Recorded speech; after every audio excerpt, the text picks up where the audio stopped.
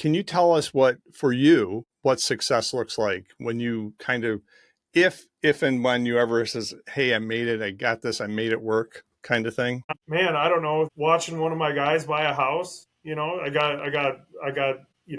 other families that live off of this too, and knowing that they're able to do those things or buy a new truck, that's a good feeling. That's awesome. I don't know. I guess if I'd say we're a success, I'd feel like I'm done. I'm not done.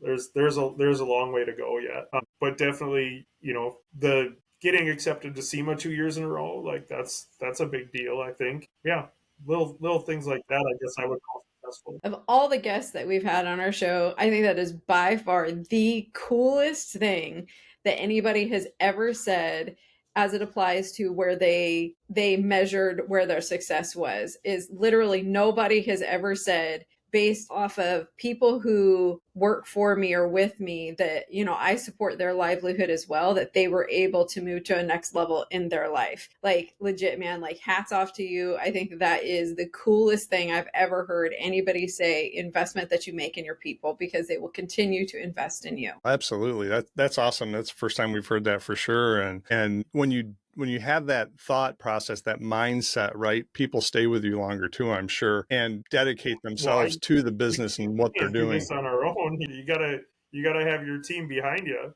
They need me behind them.